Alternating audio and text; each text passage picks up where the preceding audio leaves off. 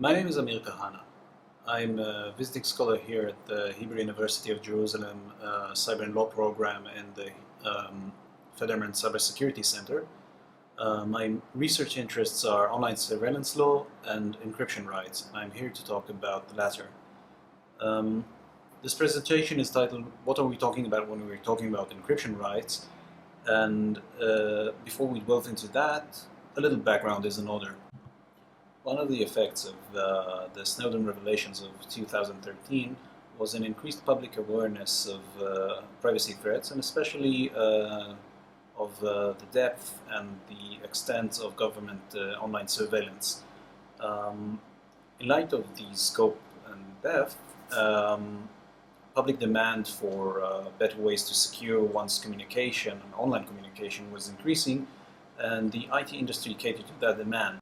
That means that global players such as Apple or WhatsApp or even Yahoo cater to this demand by deploying end-to-end encryption on their online services and products.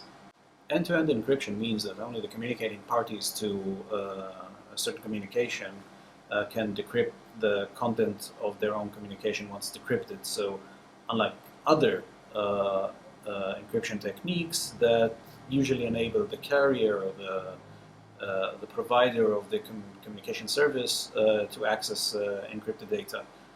The proliferation of end-to-end encryption and its vast availability to unsophisticated lay users caused what the intelligence and law enforcement agency later dubbed as the going dark phenomena.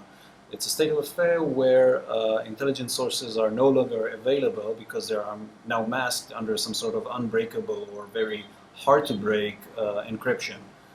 Intelligence and law enforcement agencies now claim that if they're legally authorized to access these sources, there should be no more additional constraints that limit their access to such sources. So once there's a digital search warrant, they argue that they should have some sort of a golden key or a backdoor that allows them to peek inside whatever is encrypted. This has already been dubbed as the Crypto Wars 2.0. It's a rehash of a debate that went in the 1990s about the extent of regulation that should be placed upon cryptographic measures. Even recently, both U.S. Attorney General William Barr and and the Deputy Attorney General Rodenstein, both of them delivered speeches that talked about the concept of a responsible encryption, something that will enable legitimate law enforcement access to encrypted information, and thereby will prevent the creation of what they called law-free zones by irresponsible encryption that blocks the access of legally authorized government thereto.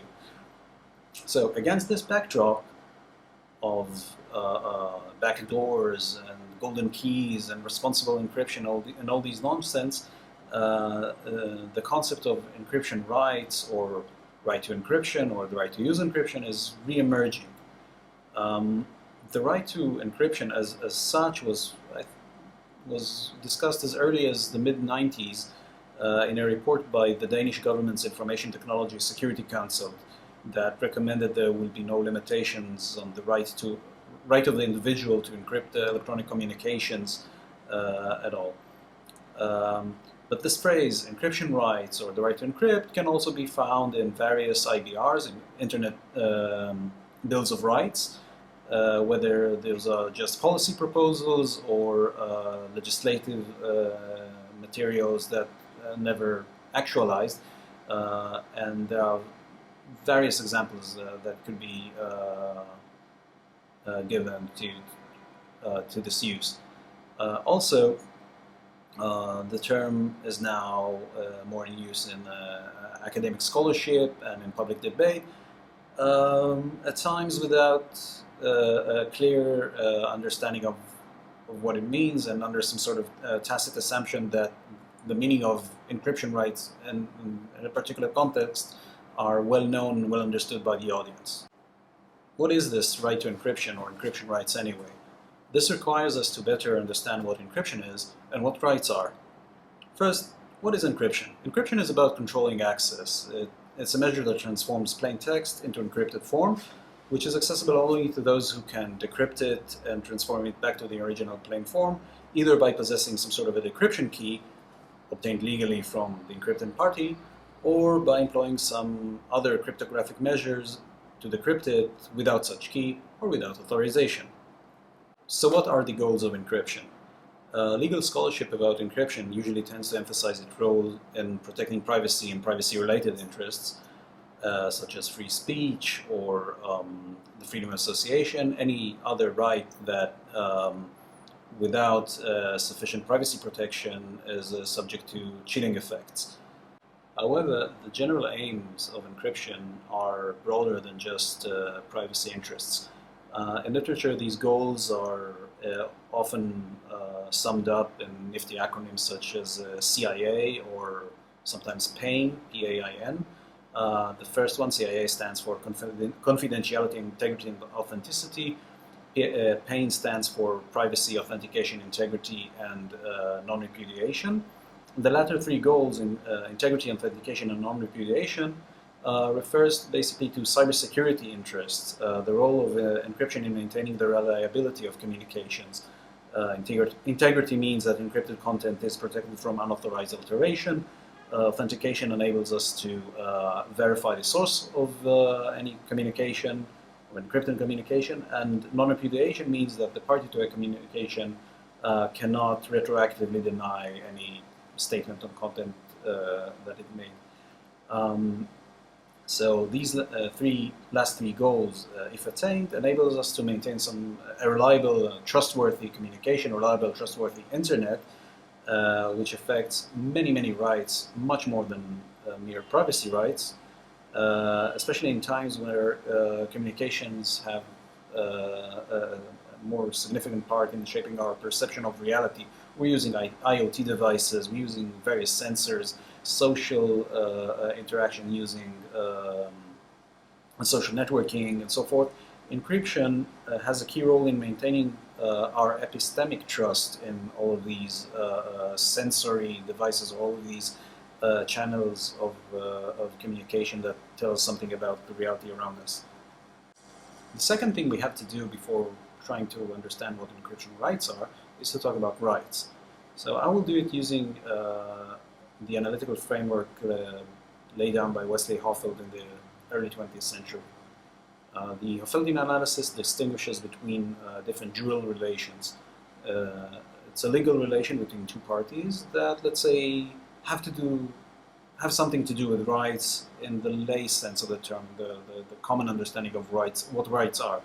And we will not dive into a full account of the Hofeldian table, but we'll simply take some note of his, let's say, first-order dual relations that can be described in this table on the left side of this slide.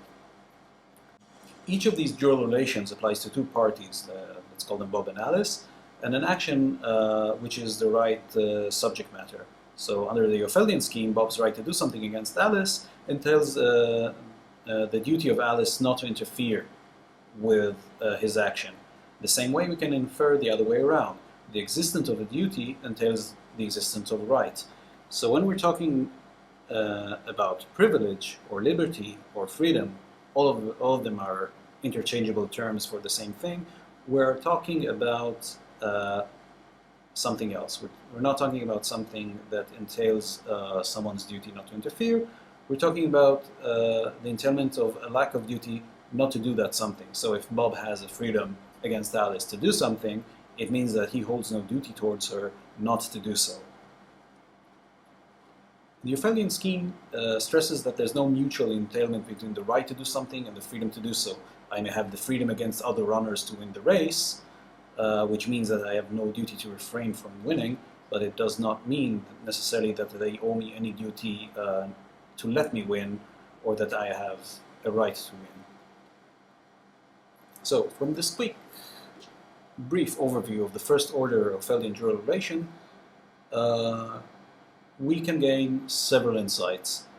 First of which, that the subject matter of a right is an action, and it should be well defined. So when we say a right to encryption, we don't reveal much about what can we do or we can't do with encryption. Is it the right to use encryption? Is it the right to be provided with encryption? Is it the right not to have one's encrypted data decrypted? It's a bit murky. The emphasis on an action also elucidates the difference between encryption and decryption. Those are distinct actions.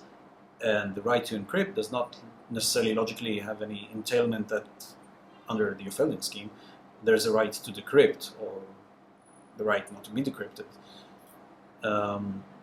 Another take is that rights require a relationship between at least two parties. Although we sometimes talk about rights in rem, rights against the world, the Federmann analysis bundles them.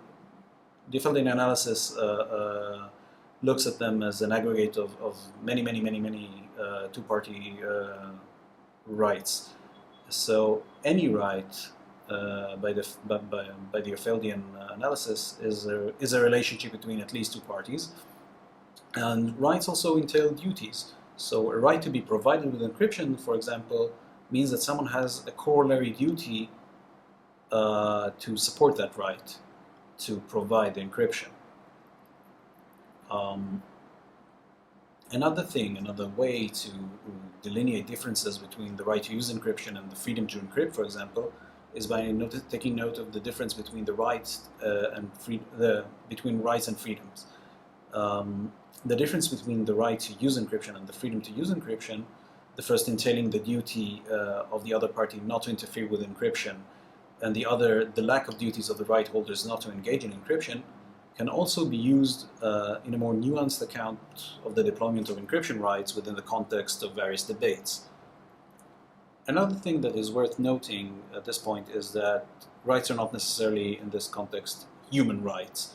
There may be differences between a human right, which is, let's say, a positive positive human right, can be traced in international human rights treaties or be grounded in national constitutional materials, and a legal right in the most basic form of a mere obligation between two parties that is not necessarily backed up by a normative power of a human right or a fundamental right as commonly used.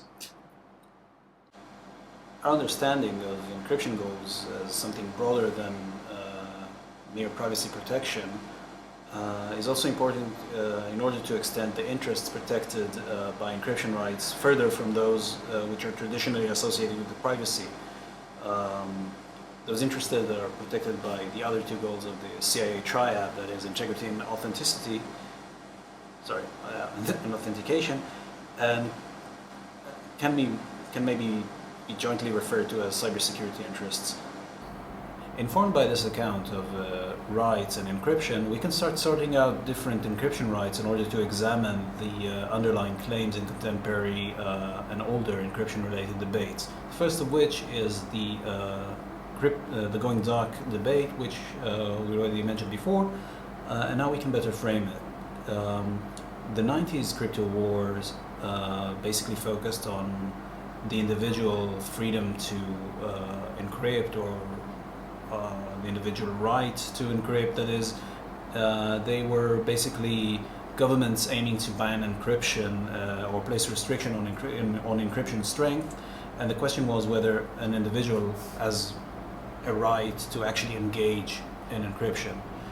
And the contemporary crypto wars 2.0 have long since moved on from these questions that are, again, related to individual freedoms and rights, to a more nuanced questions of whether government can limit encryption, limit the encryption method or technique that is provided by intermediaries by demanding some sort of an ability to lawfully access encrypted data.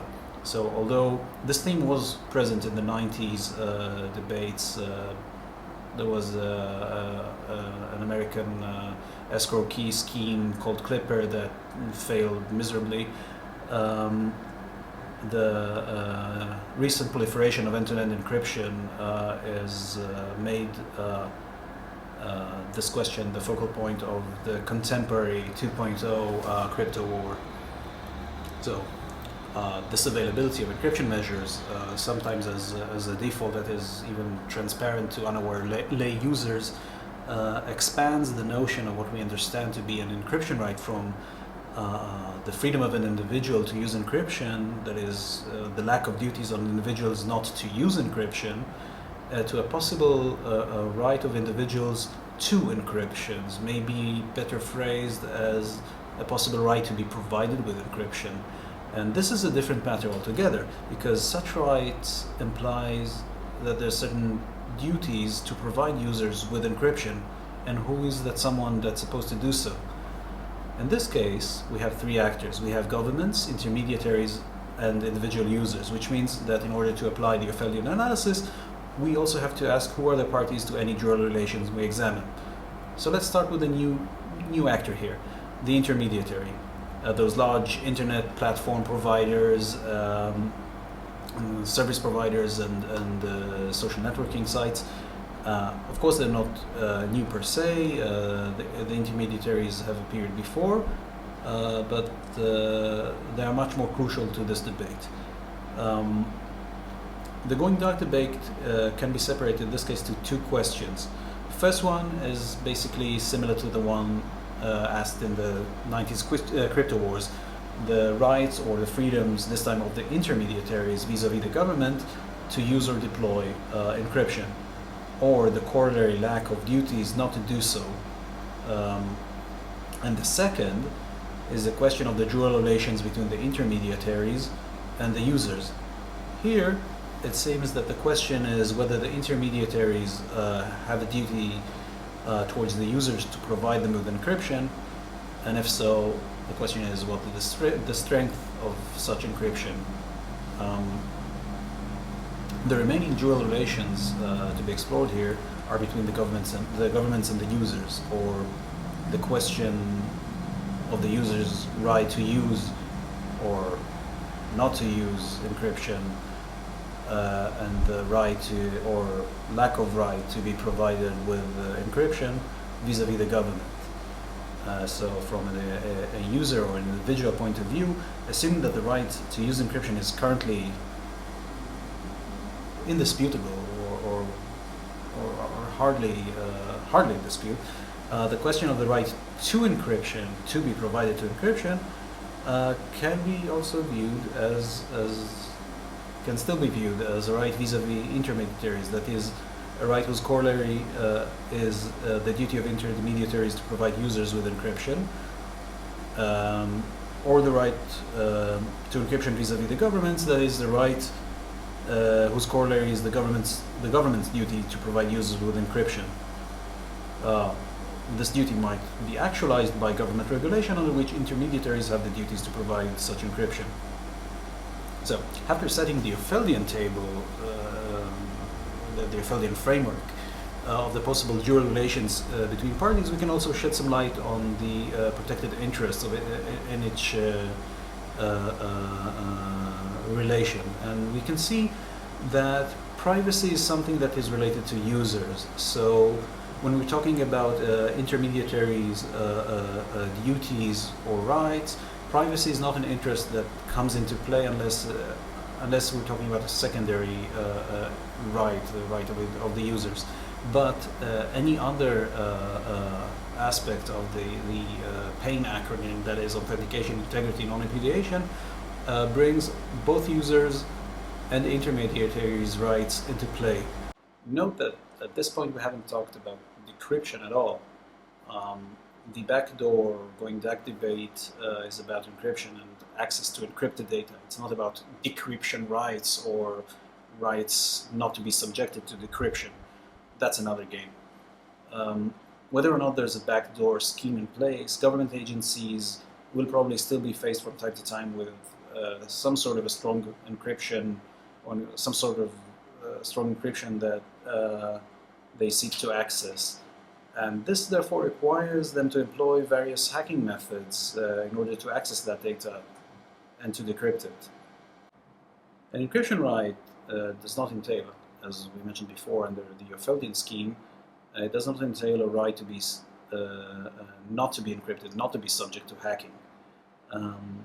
And here in the question of government hacking, the Opheldian analysis is rather simple. We have two parties, governments and individuals, and one way to describe it is as an individual right not to be decrypted, or not to have one encrypted data decrypted by the government, and there's where there's a corollary duty not to decrypt by the government. So what Opheldian analysis brings to the table at this point is the ability to separate decryption-related dual relations from encryption-related dual relations. But another aspect of the right against decryption is a substantive one. And often the encryption rights discourse converges with the privacy rights discourse, and we talked about it before, because encryption is traditionally perceived as a technical constraint that facilitates privacy, whether there are legal privacy rights in place or not. And in other terms, we can say that encryption facilitates a structural right to privacy. This is a term, structural right is a term that is used to describe a non-legal right, which is basically a corollary of a non-legal constraint. So let's say, for example, that there's a moat around the castle. This is a physical, non-legal constraint that may be equivalent to imposing a legal duty that barring others from accessing the castle. Applying the Opheldian logic here to this physical constraint basically creates a corollary structural right of the castle owner that no one shall enter the castle. So when there's no legal privacy rights in place, but privacy is protected by encryption, we can say that the encryption is basically creating a structural right to privacy. But is encryption merely a facilitator of privacy rights, structural or legal? If this is the case, it's hardly arguable that there's a distinct or special right against decryption, because when we're examining the issue of government access to encrypted data by decryption, when such access is lawful in the sense that it would have been legally authorized when the data is not encrypted, then encryption is also only a facilitator of structural privacy. It's a proxy for privacy. But government hacking is not just about individual privacy. Government hacking basically requires government to exploit software security weaknesses. It serves as the powerful incentives for governments not to report to vendors about security issues, and it leaves commonly used software products often open not only to legal hacking but also to malevolent hacking. This means that even if privacy violations are mitigated by judicial warrants and statutory provisions narrow down the circumstances under which government's access by hacking is allowed, there are still cybersecurity implications that extend well beyond privacy concerns. A third test case in which we can explore encryption rights is the compelled decryption debate. Here we examine the question of whether governments can coerce individuals to provide them with encryption keys or their fingerprints that enable access to their encrypted data or devices. Or phrased in another way, should there be a duty of individuals towards the authorities to decrypt? From a cybersecurity point of view, it appears that there are no real cybersecurity considerations here. So, provided there's sufficient protections of users and that enable them to change the keys after the fact, and that the said keys are not kept somewhere that is unsafe, and if the extracted data is held under strict cybersecurity measures, there are no real cybersecurity considerations. So any claim against compelled decryption arguing for a special freedom not to decrypt is basically a privacy right question. It's hardly differentiable from a right not to have your device or data searched when they're not encrypted. There are more encryption-related rights that we can explore. The regulation of DRM, for example, presents the question of the individual rights to decrypt in the context of property rights. But from this brief survey alone, we have seen so far that the right to encryption is a term that requires elucidation. The Opheldian analysis allows us to explore the variety of encryption rights existing. We've seen the right to use encryption, the right to be provided with encryption, and their corollaries, the right against decryption, and the freedom not to be decrypted, if we only name a few examples. It can help us better understand the consequences of advocating for each right by understanding that there's a corollary duty, and by understanding who are the parties to each such right. For example, intermediaries may argue for the freedom to provide encryption, but they won't be so keen on arguing for a duty placed upon them to do so.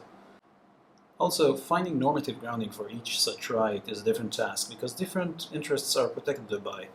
At times, the right for privacy is sufficient and doesn't require any invocation of a special encryption right. At times, there are cybersecurity issues that expand the scope of the protected rights. It may be the case that a duty to encrypt may not be as well grounded in legal material as, for example, the freedom to use encryption. And each of these dual relations may have different substantive supporting arguments. So, this elucidation of encryption rights is required in order to harness the full scope of the rights and interests protected thereby, rights and scope that extend well beyond privacy and privacy concerns and privacy-related rights. There are instances where we can dismiss the need to invoke a special encryption right, such as, for example, the compelled encryption debate. And there are instances where a unique encryption right can not be replaced by a mere right to privacy. Thank you.